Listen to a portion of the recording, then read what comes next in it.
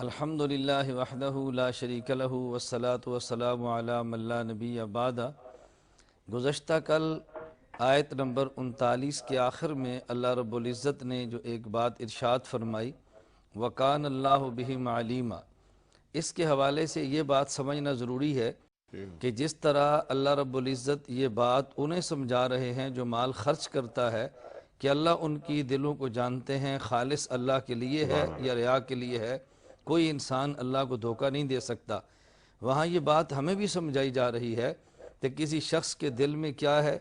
خالص اللہ کے لیے صدقہ ہے، یہ شہرت کے لیے ہے،